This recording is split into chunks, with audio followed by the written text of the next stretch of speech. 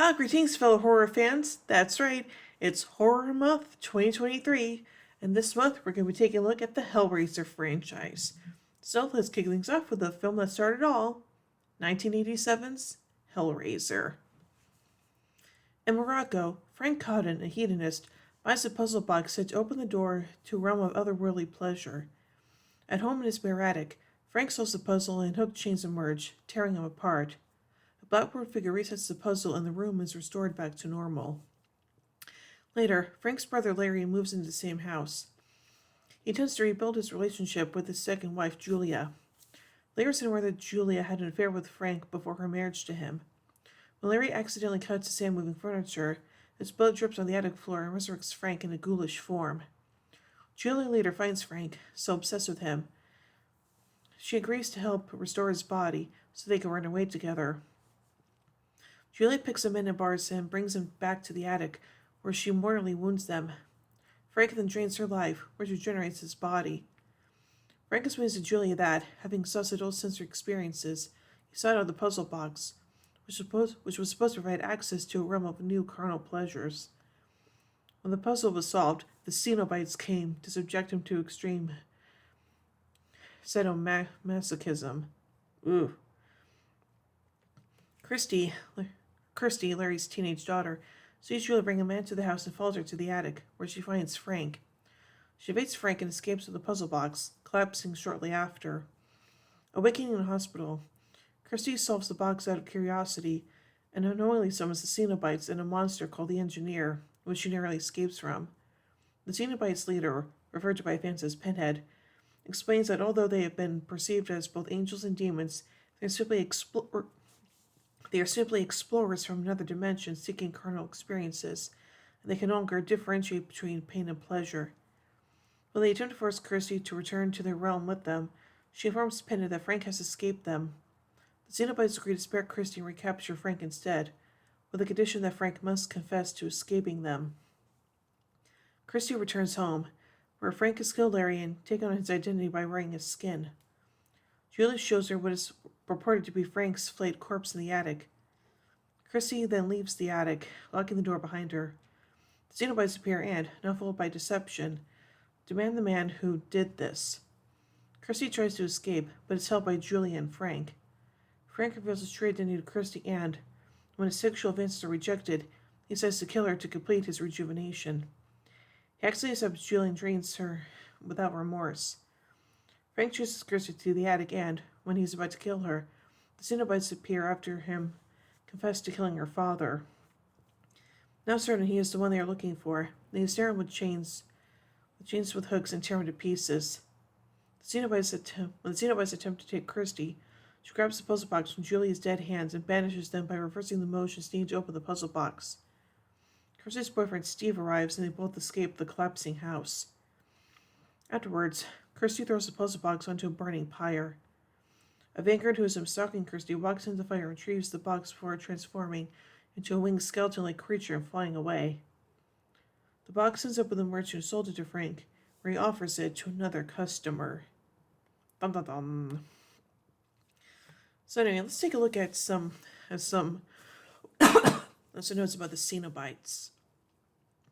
Cenobites are extra-dimensional beings who appear in the novella The Hellbound Heart, the sequels The Scarlet Gospels and Hellraiser the Toll, and the 11 Hellraiser films. They form a religious sect in Hell known as the Order of the Gash, describe themselves as explorers in the further regions of experience, and granting sadomasochistic pleasures to those who call upon them. Author David McGowan notes that Cenobites are described in more explicitly sexual terms in the book compared with their depictions in the film adaptations. Julia, played by Cara Higgins, was Barker's choice to carry the series as its main antagonist after Hellbound, reducing the Cenobites to a background role. However, fans rallied around Pinhead as the breakout character, and Higgins declined to return to the series. In the Ashgate Encyclopedia of Literary and Cinematic Monsters, David McWilliam writes that the Cenobites, quote, provide continuity across the series as the stories become increasingly standalone in nature, end quote. So let's take a look at the production of this movie, shall we? Having been dismayed prior to prior cinematic adaptations of his work, Barker decided to attempt to direct the film himself. Christopher Figg agreed to produce, and New World Pictures agreed to fund the film for $900,000. Hellraiser was filmed at the end of 1986 and was set to be made in 7 weeks, but was extended to over a 9 to 10 week period by New World. The film was originally made under the working title of Sadomasochist from Beyond the Grave. Barker also wanted to call the film Hellbound, but producer Christopher Figg suggested Hellraiser instead.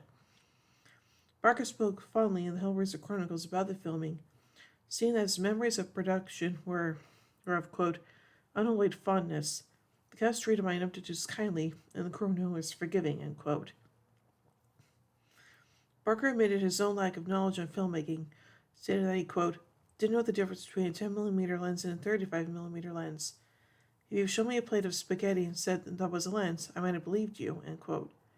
After filming, New World convinced Barker to relocate the story to the United States, which required overdubbing to remove some English accents. During production, Doug Bradley had trouble hitting his marks during his takes in the makeup, as he could not see through his black contact lenses and was afraid of tripping over pinhead skirts. The special effects of the unnamed creature, known as the Engineer of the novels, proved challenging as the creature was difficult to maneuver. Other issues include a rush shoot of the Chinese restaurant scene with Christy and Larry, due to the lateness of the person responsible for letting the cast and crew into the establishment. Numerous props of Lumercant's box, constructed from wood and cut out brass, were produced by special effects designer and maker Simon Sace. Due to the box's delicate construction, Sace would lie on the floor under the Cenobites during some takes in case it was dropped, and would save himself the 8 hours it took to create another. The film had 2 editors, Richard Martin and an uncredited Tony Randall. And now finally, let's take a look at some censorship from this movie. Clive Barker had to make some cuts on the film after the MPAA originally gave an X rating. 2.5 shots were excised from the first Hammer murder, including a close-up of the hammer lodged in the victim's head. In a scene where Julia murders another man, the actor playing the victim felt that it made sense for him to do it naked. The new murder scene was shot, but ultimately replaced with a semi-clothed version. Close-ups of Christie sticking her hand to Frank's stomach, exposing his guts. A longer version of the scene where Frank is being torn to pieces, and the final shot where his head explodes, were also cut. In an interview for Samhain magazine in July 1987, Barker mentions the problems that censors had with more erotic scenes in the film. Quote, well, we did have a slight problem with the eroticism. I shot a much hotter flashback sequence than they will allow us to cut in. Mine was more explicit and less violent. They wanted to substitute one kind of undertow for another. I had a much more explicit sexual encounter between Frank and Julia, but they said no. Let's take out the sodomy and put it in the flick knife, and cut, end quote. Barker also said that the seduction scene between Julia and Frank was initially a lot more explicit.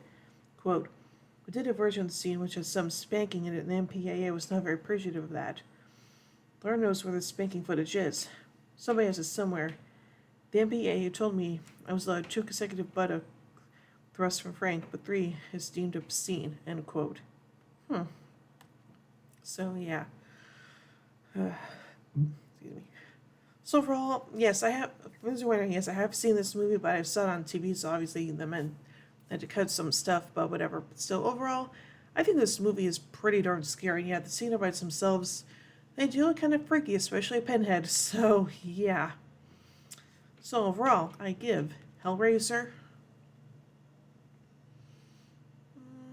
I'll give it, what should I give it? I know. I give it 4 claw gloves out of 5. So, yeah.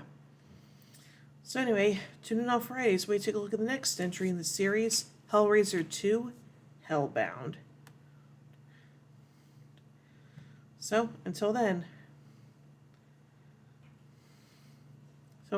remember everyone, whatever you do, don't fall asleep.